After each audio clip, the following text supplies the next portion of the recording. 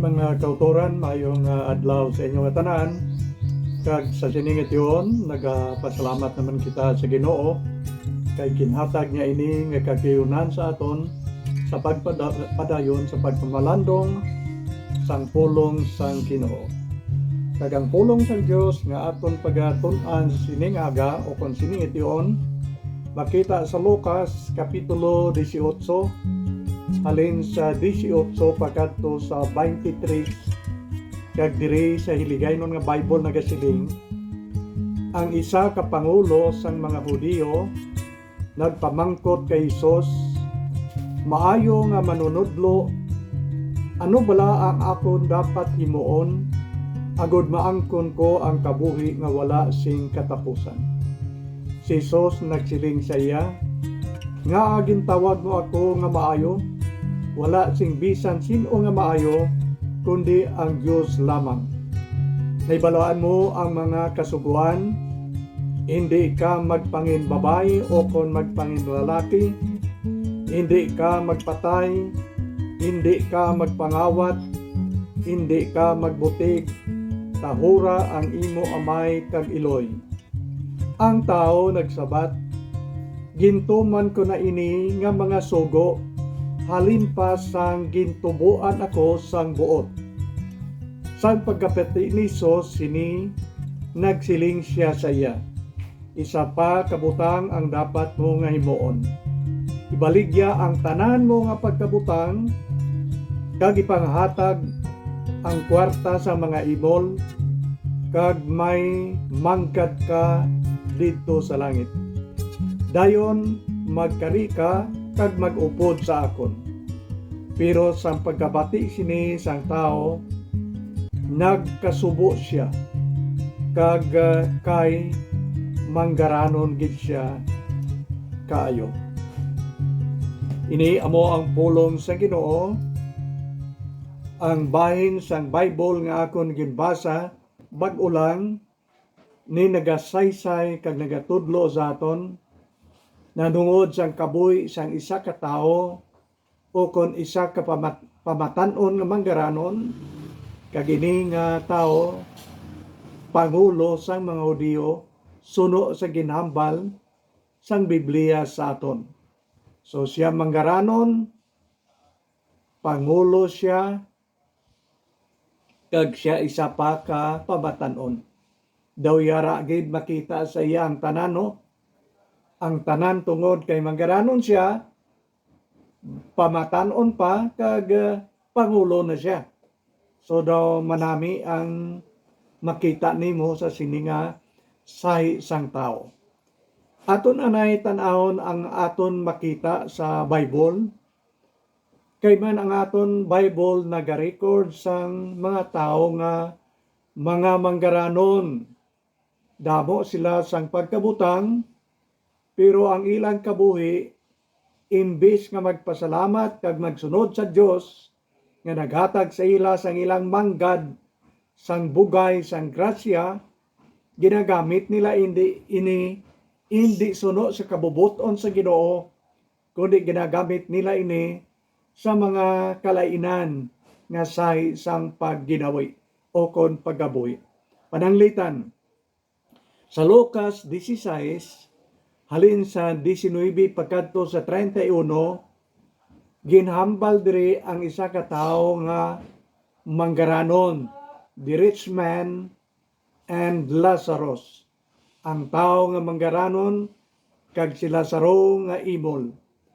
Ini nga tawo damo sing manggad, pagkaon mayo, pagbiste, pagpangabuhi mayo, pero ini nga tawo ginahigugma niya ang kwarta labaw sa Dios nga naghatag sa iya sang iya pagkabutang.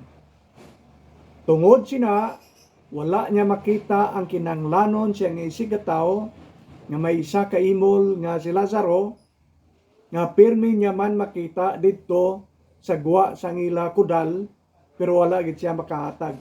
Bisan ni siya kabilog pandisal, wala niya gid matagahi ini isa ka tawo nga imol nga masakiton pa. Sa Lucas 12 halin sa 13 pagkadto sa 21, may isa naman di katao nga ginhambal sang Bible nga isa ka manggaranon nga buang-buang manggaranon pero buang-buang siya. Nga ang buang-buang kay ang iya pagtuo pagpati sa iyang kaugalingon amo nga damo siya sang manggad tungod kay damo siya sang manggad pagkaon perti kadamo abi niya nga ini nga manggad nga naangkod makabulig sa iya pagsugpon o kon pagpalawig sa iyang kabuhi. Tungod kay damo siya pagkaon, damo kwarta, magalawig ang iyang kabuhi. Kaga ginasaligan niya amo, ayang manggad, amo ang makahatag sa iya sang malawig nga kabuhi. Nagsiling ang Diyos sa iya, oy buang-buang, karon kwaon ang imo kalag. Sino na lang ang magapanubli sang imo manggad? Siling niya lawig, pero siling sang Diyos karon mapatay ikaw, karon kwaon ang imong kalag. So panawag sa iya, isa ka tawo nga manggaranon, pero buang-buang ka pagpati niya, ngayang manggad, makasugpon kag makapalawig sang iya kabuhi. May isa pa gid ka tawo nga grabe pagidya kayo sa Old Testament.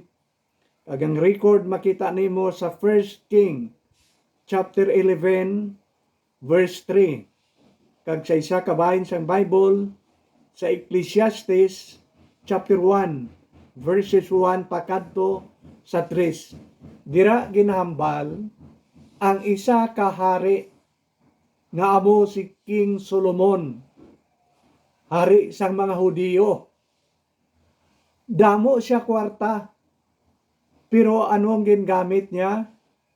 Gingamit niya ang iyang mga kwarta sa paghimo sang mga malaswa nga mga hilikoton. Ang iyang kwarta gingamit niya sa pagpangita kag sa pagpangasawa sang madamo nga mga babay. Kag madamo nga mga ula asawa. Ang record sa Bible kung imo ini basahon sa 1 King chapter 11 verse 3. Si King Solomon mayara nga 700 nga mga asawa. Grabe 700. Kag ang iyang mga ulo asawa mga 300. O totalan nimo ang 700 plus 300. Ang iban gani iyang mga babae naton naglalaon na lang wala simbana. Pero si Solomon niya, ang asawa niya sobra kadamo, 700 ka mga asawa kag 300 ka mga ulo asawa.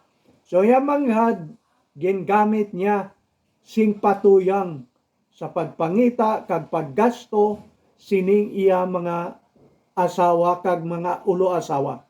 Kagluwas sina si King Solomon, kung imong tun-an sa Bible ang kabuhi, primero maayo siya nga tao.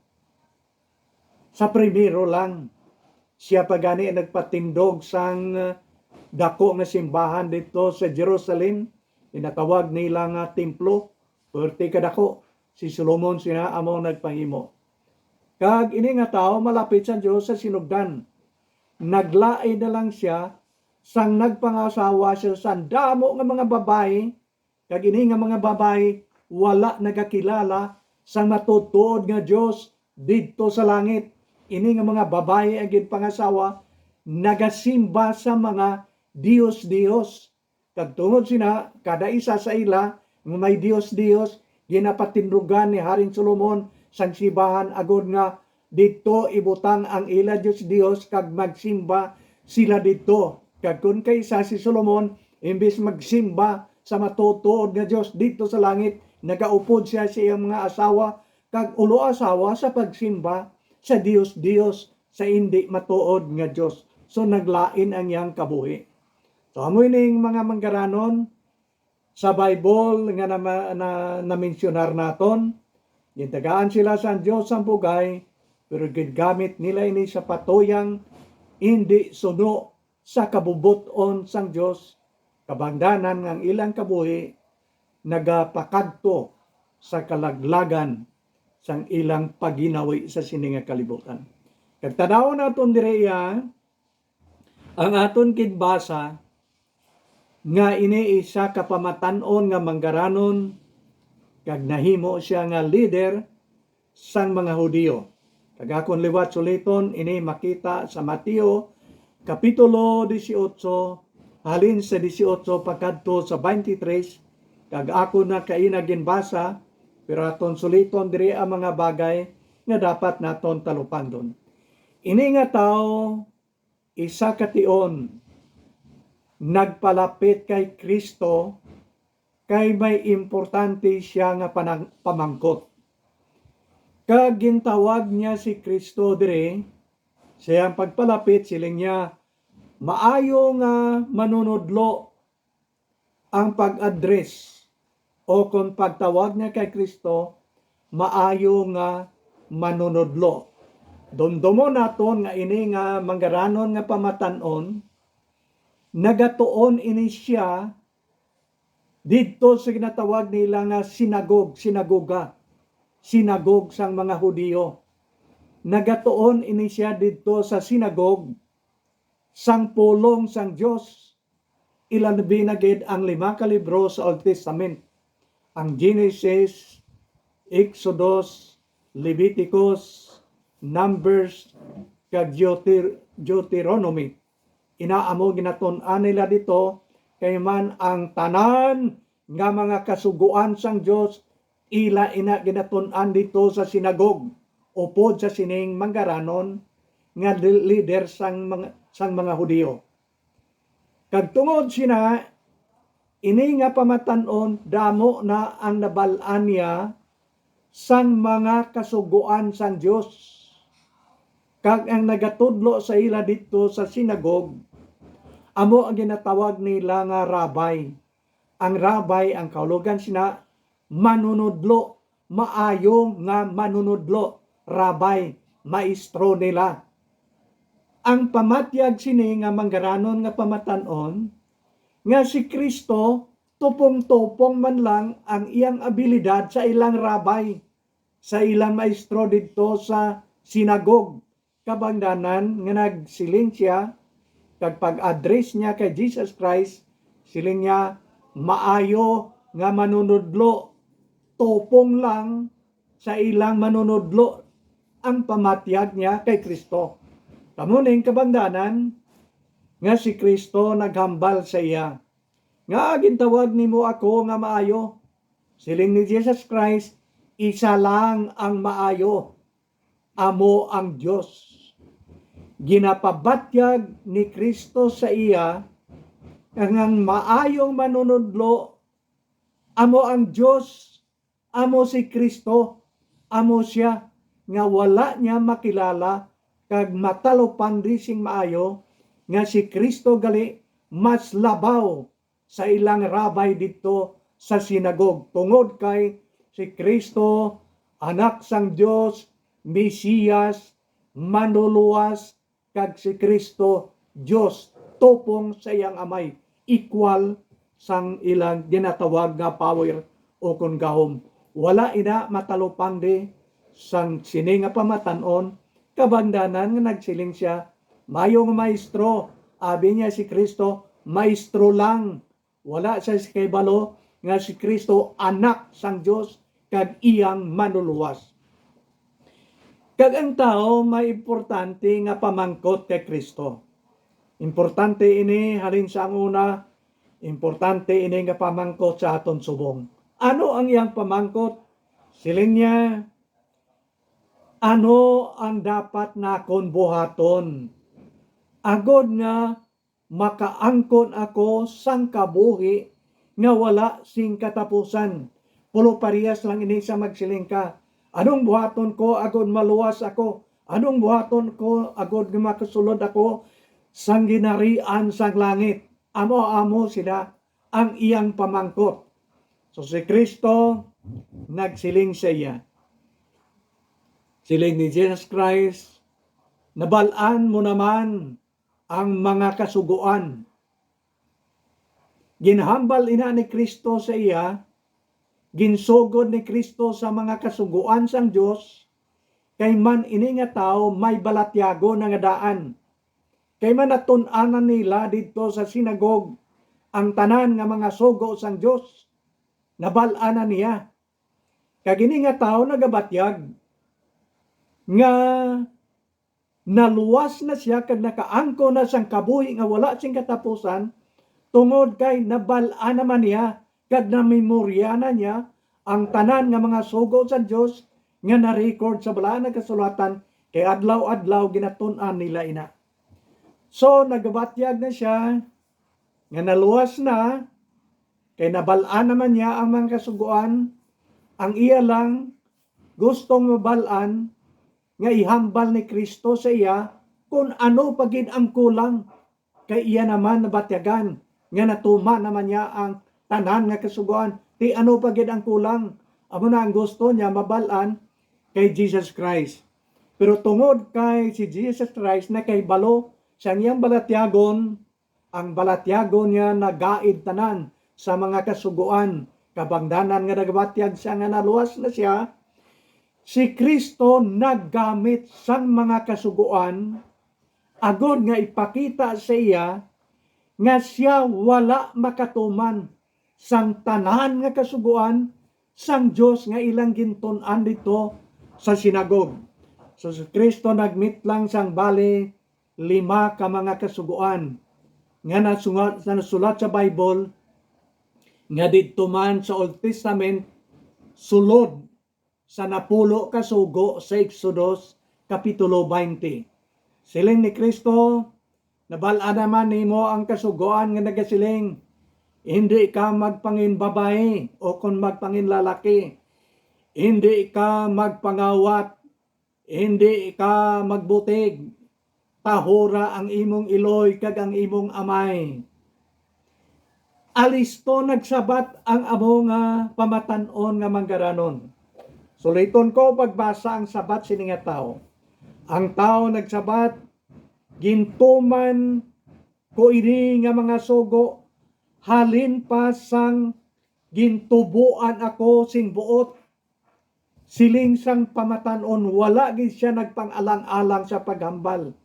Ginoo, ini nga mga kasuguan nga imong ginmit lang, natuman ko na ini, halin sang gamay pa ako, halin sang gintubuan ako sa buot, halin sang nagasugod ako, takang-takang paglakat, kag pagsugod hambal, natuman ko na ining tanan. Si Kristo wala nag-argue, wala naglali sa iya, kundi ginamat-amat ni Kristo pakita sa iya ang kamatuoran nga wala niya ini natuman. Okay? Tanaw naton dire anay ang mga kasuguan.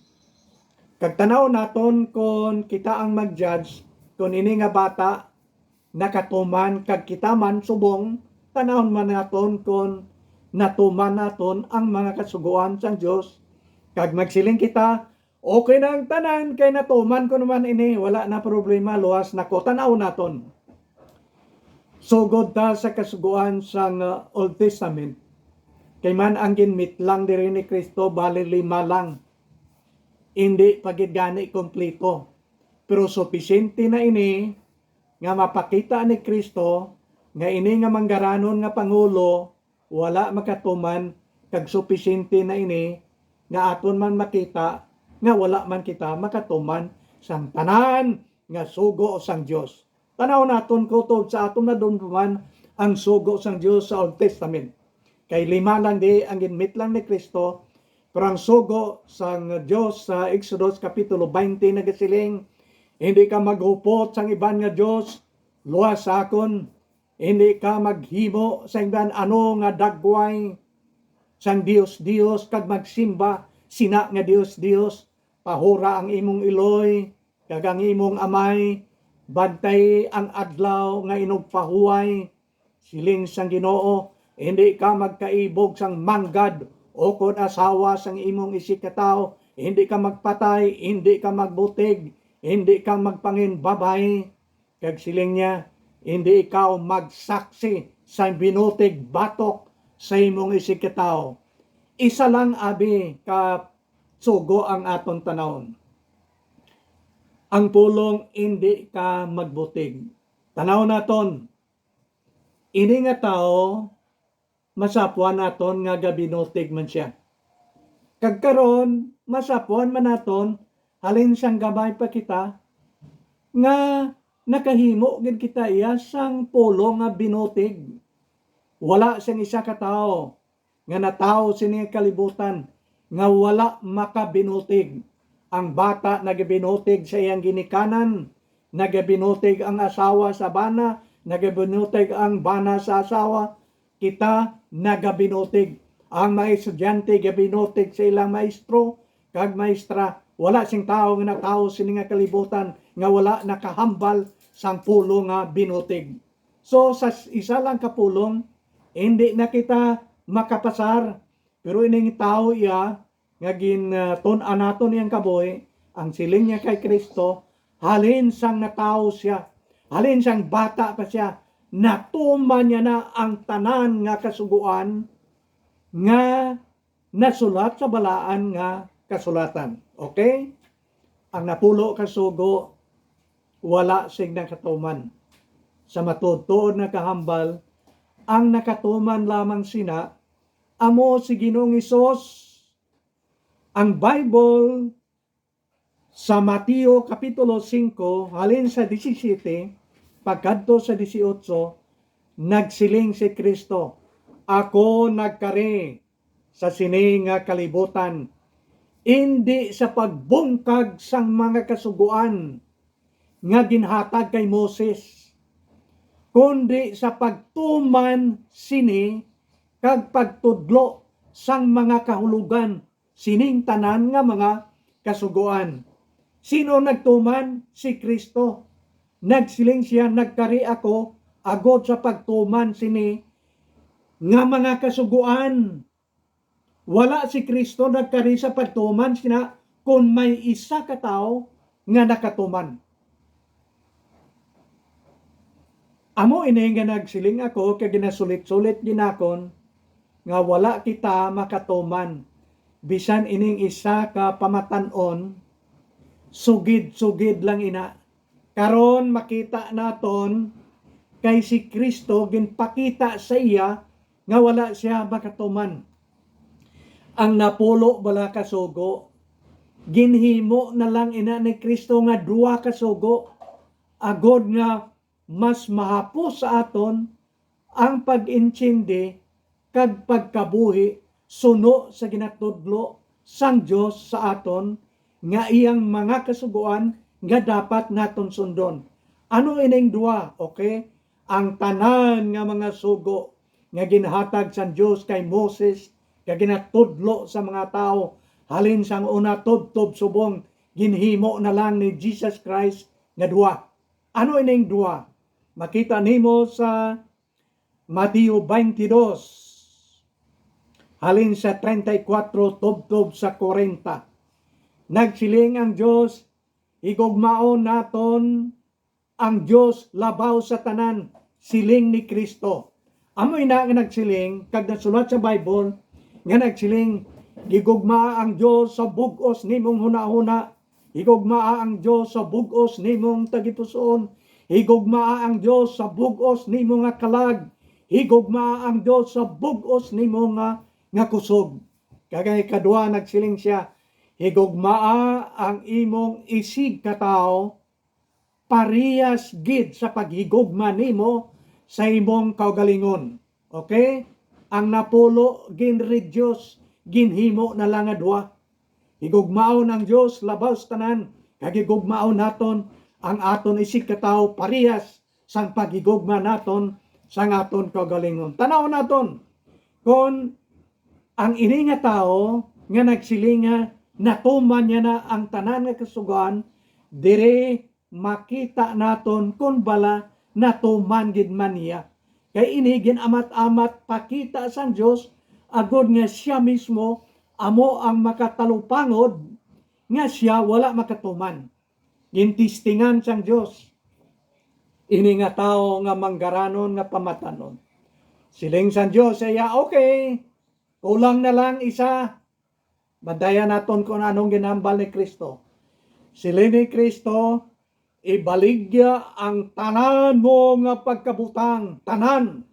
Kung tanan gani, ang yang salakyan, ang yang duta, ang yang balay, ang tanan niya nga mga gamit, kag pagkabutang, ibaligya mo, kag ipanghatag mo ang tanan nga kwarta sa mga imol, kag karon, kari ka, upod ka sa akon, alagad ka sa akon.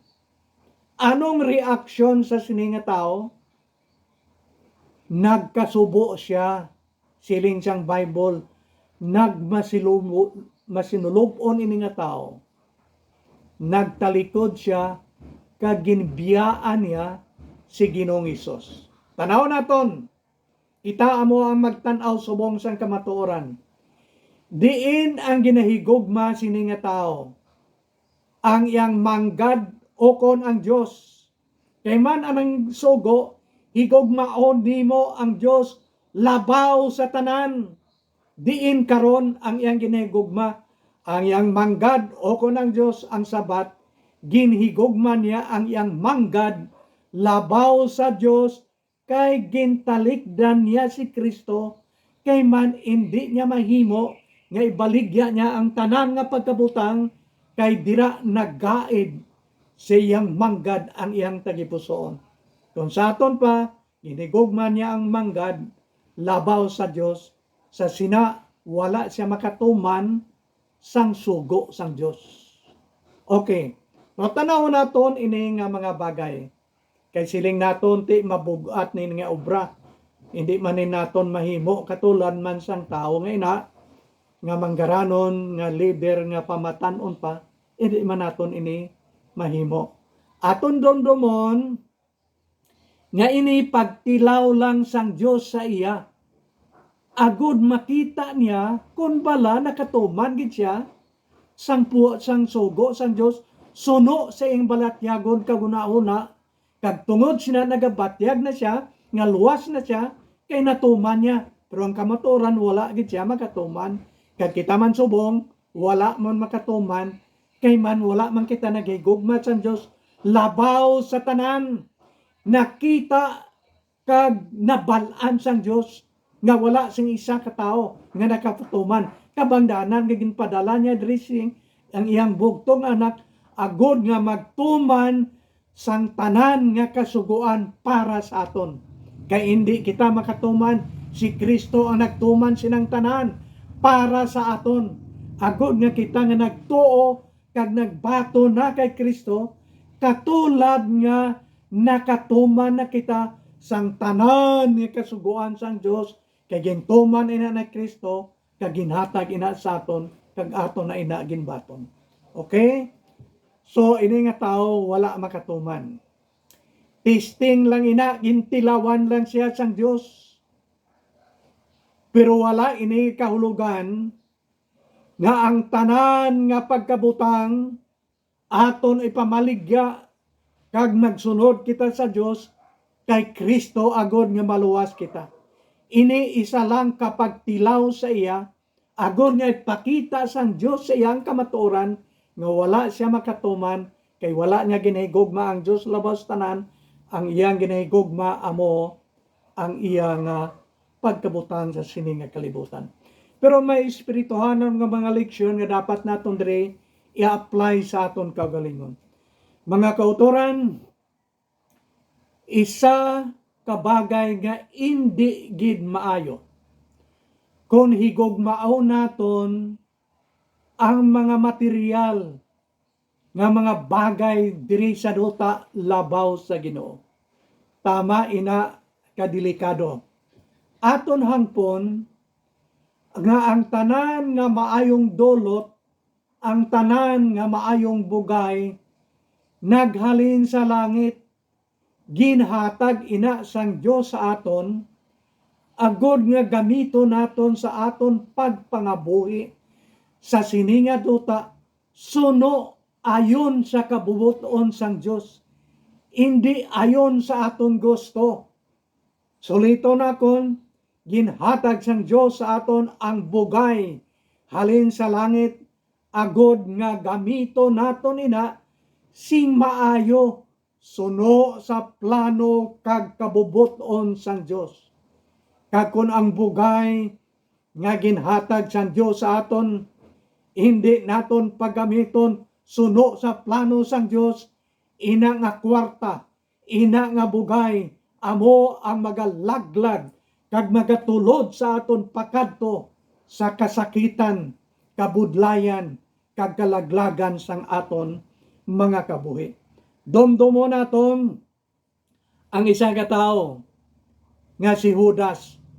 Si Judas isa sang mga apostoles ni Kristo.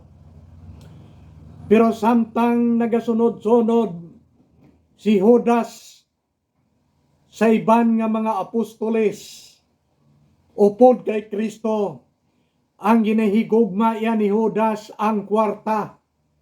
Siya ang tresurero, nagatipig sang ilang kwarta. Sikrito ya si Judas, ginagamit niya ang kwarta sa iyang kaugalingon, hindi sa ilang hilikoton. Ang iban nga mga apostoles wala makaibalo. Si Kristo nakaibalo. Pero gintagaan ni Kristo sang tsansa si Judas. Agod nga matalupangdan niya. Kag ang hinulsulan. Pero wala nagdako ang iya nga paghigugma sa kwarta. Sa katapusan, ginbalik niya si Kristo sa mga kamot sang kaaway. Okay? Ina nga binhi sang sala, nagsugod siyang tagipusoon, wala niya gininulsulan ang dako nga paghigugma sang kwarta. Ang kwarta bugay sang Dios, pero ang kwarta kung hindi mo pagamiton sang husto, ina nga banggad amo ang magalaglag sang imo kabuhi. Ginluiban niya si Kristo, ginbaligya niya sa kamot sang kaaway. Ang bili ni Kristo 30 pieces of silver. Ano ang ginrangatan? Sang ginhukma na si Kristo ngay lansang sa cross. Hindi man maayong pamatyag ni Judas. Siling niya, hindi maayo ini. Abi niya kung hindi paghukman si Kristo sa kamatayon. Abi niya kung silutan lang sa iban nga disiplina. Naglain ang buot niya. Ginuli niya ang kwarta. Kag diin siya nagkadto tungod kay naghasol ang balityagon. Nagkadto siya sa puno sang kahoy. Naghikog siya, nagpanginmatay siya. Inaamo ang suhol.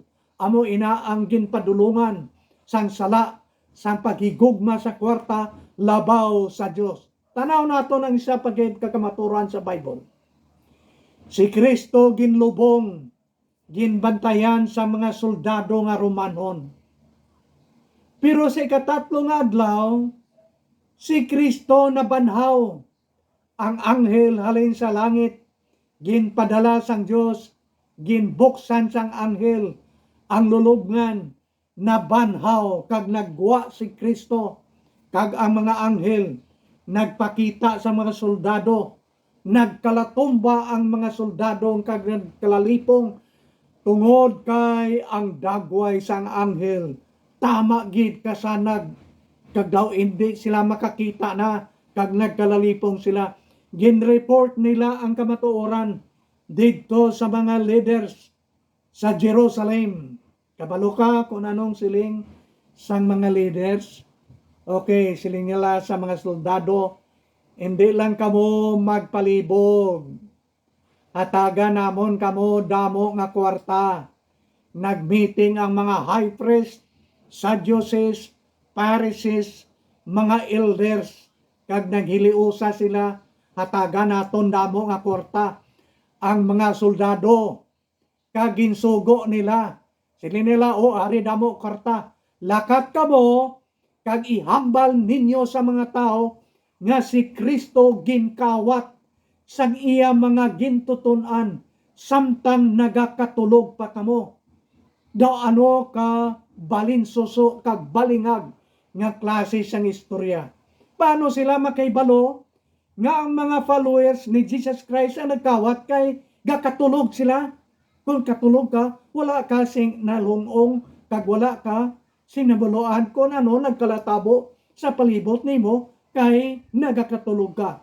Okay, ang kwarta nga damo kayo, amo ang nagpugong nga hindi sila maghambal sang kamatuoran, kundi nagbinutig tungod sa gahom sang kwarta nga ginhatag sa ila. Amo ini nagkalatabo man sang aton kalibutan subong. May mga witnesses nga wala nagasugid sang husto sa korte tungod kay ginsuhulan sila. Kag kung ano ang ginhambal sa ila, amo lang na ang ilang ihambal. Amo man ina nagkalatabo. Manog boto na kita sa Mayo 9. Ang mga leaders nga mga sinuhulan sang ila, mga kandidato, ang ila ginahambal, hindi ang kamatuoran, kundi kung ano ang ginasugid kagusto sang mga leaders nga mga kandidato nga ihambal nila, amo lang ina ang ila ginahambal. Ginatabunan ang kamatuoran, agod magpangibabaw ang binutig. Problema ina sang una, problema naton ina subong, ang kabandanan amo ini, kay ginahigugma naton ang kwarta labaw sa Dios. Kung ginahigugma naton ang Dios labaw sa kwarta, ang sugo sang Dios sa aton, hindi ka magbinutig, hindi ka magpatay, higugmaon nimo ang imong isig katao katulad sang paghigugma nimo sa imong kaugalingon. Inaamo ang sugo sang Dios, kag matuman lamang ina nga mga sugo kon ginahigugma naton ang Dios labaw sa tanan, labaw sa manggad sa sininga kalibutan. Anong nahimo sininga tao? Ako na ginmitlang ang tao nga manggaranon, pangulo, kag pamatanon pa. Daw kanami sang description nga gin-describe sini nga tao. Pero dako nga sala ang iyang desisyon nga ginhimo dire. Kung aton tan-awon ang tatlo ka bagay, ang maayo nga ginhimo niya kay nagpalapit siya kay Kristo. Maayo ina, kag maayo man ina sa aton, dapat nga magpalapit kita kay Kristo. Ang isa ka maayo nga ginhimo niya, kaya pamangko tama kanami. Ano gid wala buhaton ko agon nga maluwas ako. Kagamoy na ang nami nga pamangkot sa aton subong. Anong buhaton ko agon maluwas ako? Ang laktod sina nga pagsabat sa Bible, amoy ni nga magtuo ka kay Kristo, kag batunon mo siya sulod sa imo nga tagipusoon. Pero ano iyang desisyon nga malain? Duha ka maayo, isa ka malain. Nag-decide siya nga biyaan niya kag talikdan si Kristo. Sala ina nga desisyon. Amo na to tani, kay nabal-an naman niya nga may mga sala siya, nangayo siya patawad kay Kristo, magtuo siya kag patunon niya si Kristo. Ang resulta, gintalikdan niya pa ang manuluwas nga sarang makabulig, makapatawad, kag makahatag sa iya sang kabuhi nga wala sing katapusan. Sala nga desisyon. Kagamumay nina ang talupang do naton subong. Ano iya ang desisyon nga himuon nimo subong kay Kristo? Si Kristo nagatudlo halin sang una tubtob subong, kag ato nini matalupangdan halin sa balaan na kasulatan. Isa katihon, si Kristo nagapanudlo sa madamo nga mga tao, mixklado nga mga tao. kag ang pagtulunan nga ginatudlo ni Kristo sa ila tama kabugat kag halos hindi mahangpan sang mga tao. Ano ini? Silin ni Kristo, ako ang buhi nga tinapay nga naghalin sa langit. Silin niya ang akon unod, amo ang buhi nga tinapay, kag ang akon dugo, amo ang hamili nga dugo nga makahatag sang kabuhi nga wala sing katapusan. Ang magakaon kag magainom sang akon dugo makaangkon sang kaluwasan sang ila mga kalag, kag maangkon nila ang kabuhi nga wala sing katapusan.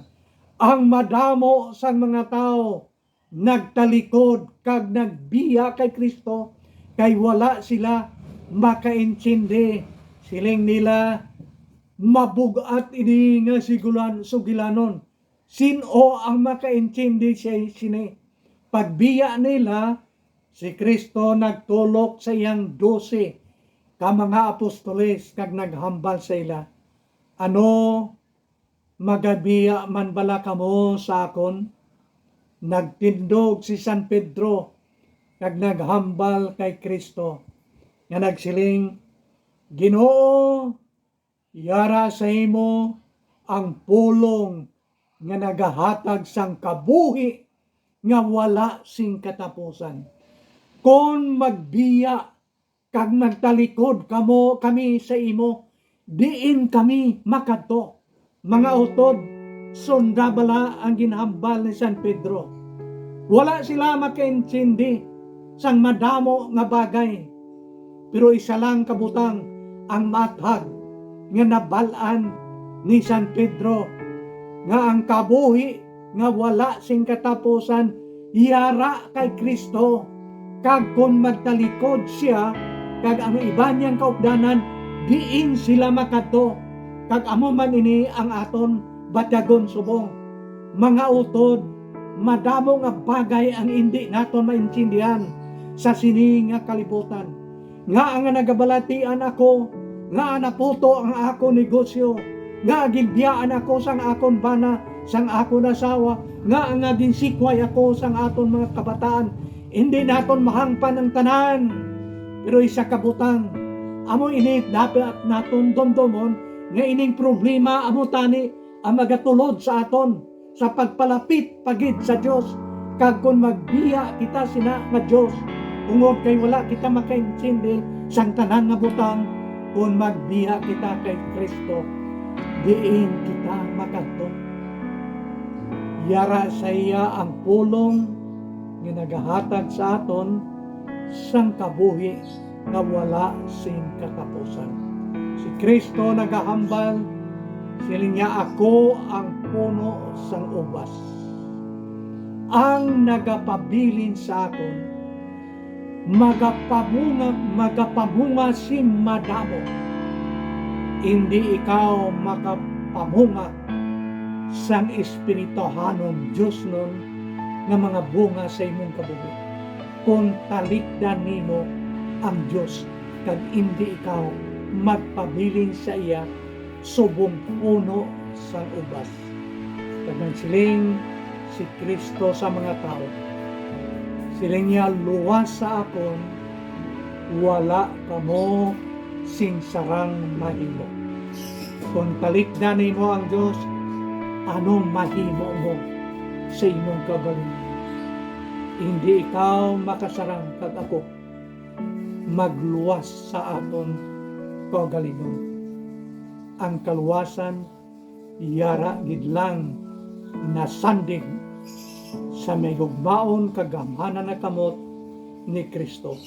Kung ikaw kag ako maghinulso sa aton sala, pag magtuo kag nagpaton sina nga Kristo, maangkon naton ang kabuhi nga wala sing katapusan. Mga kautoran, madamong salamat sa tanan. Kabay nga ang Diyos maghatag sa aton sang Diyos nun na kalinong, sugod karon kag tubtob sa walay katapusan.